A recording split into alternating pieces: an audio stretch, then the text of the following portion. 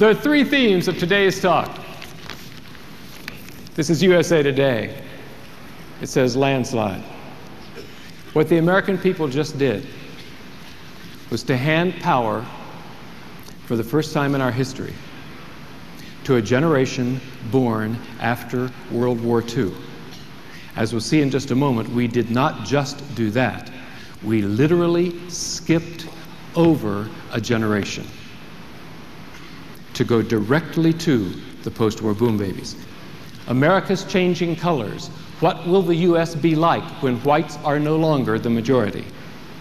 By the year 2065, possibly within the lifespan of some people in this room, but certainly in the lifespan of your children, by the year 2065, at current birth and immigration rates, the United States will cease to be a white majority country. From the Wall Street Journal front page. It says, if the U.S. work ethic is fading, laziness may not be the reason. I think they're right. What is the reason? I want to suggest to you that the reason is that the people who make up the American workforce and the American electorate do not trust the people at the top. No amount or kind of motivational technique will work with a cynical, alienated workforce or electorate. 19% of the American people believe that lawyers have high ethical standards. 19% of the American people are lawyers. But let's keep ourselves honest, folks. Why are there so many lawyers? Because we employ them. Why do we employ them? Because the social trains are so great. We're going to talk about that. Now, the good news is that lawyers finish as high as 19%. The bad news is that lawyers beat out business executives who finished at 18%.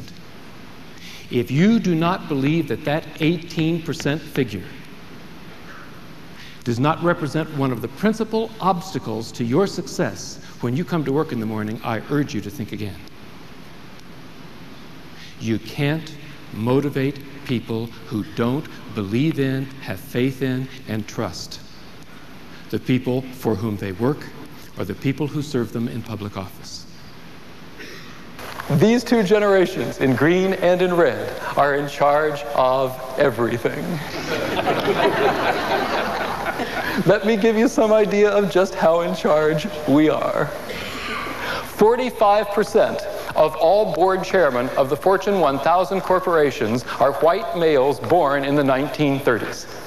45% of all board chairmen of the Fortune 1000 corporations are white males born in the 1920s. 5% of all board chairmen of the Fortune 1000 corporations are white males born prior to the 1920s. Add them up. 95% of all board chairmen of our largest corporations are white males born 1939 or earlier. Increasingly, the workforce has nothing whatsoever in common with us. Somebody in one of my audiences once asked me, hey, I know who John, Paul, George, and Ringo were. Who did Ho Chi Minh play for? Which I thought was hilarious. As soon as the laughter died down, somebody in the back of the room answered him. He said he played for the Reds. There was a 28-year-old in the room. He was at least a dozen years younger than anybody else. Now, you have to understand, obviously, how good he had to be in that room at that age. At the end of the 3-hour presentation, people were leaving, and I wondered what he thought about what I had to say, because he was so singular. So I approached him and asked him. Characteristic of his generation, he said, well, I think you get some things right and you get some things wrong. See, a Depression baby would never say that to an elder. He said, you get some things right and you get some things wrong. First of all, he said, you classify me as a baby boomer, and technically I suppose I am. But he said, I feel like a 20-something. He said, I'm 28 years old. This was in 1989. He said, I'm 28 years old. I was born in 1961, but I feel like a 20-something, not a baby boomer. I resent the baby boomers because they dominate what I feel like is my generation. Second, You describe us as cynical. I wouldn't say we're cynical. I'd say we're very skeptical. Third, you seem to think that the people of whom we are skeptical are your generation. Wrong. We pay no attention to your generation at all. He said, you obviously don't know what's going on. So the people we're skeptical of are the baby boomers. You and everybody else calls the baby boomers a transformational generation. He said, I don't see it. I see them caught up in material pursuit. But he said, I'll tell you this, and you can use this line if you want. Little did he know.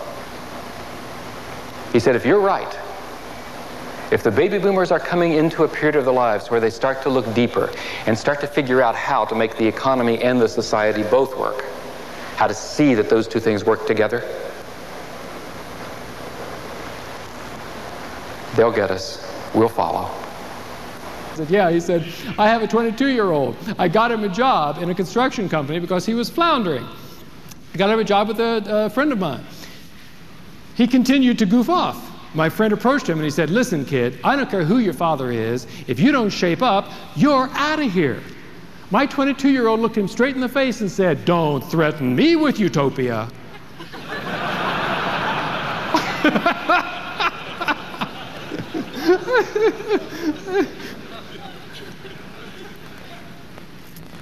Always remember that the values of each generation are a result of the world that they have seen.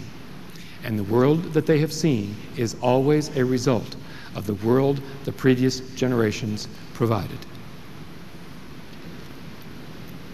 Recently, I was on a program, and the speaker who followed me was Donald Keogh, who is from that red authoritarian generation. He is the chairman of the board of Coca-Cola International. He took the stage and he said, my company is in 137 countries. My vice president for so-and-so is Swedish. My vice president for so-and-so is Egyptian. But he said, even in my company, in this country, we are not handling diversity the way we must. And we must for two reasons. One, it is the right thing to do. Two, our economic future absolutely depends on properly educating, integrating, and preparing the most diverse population and workforce in the history of the world.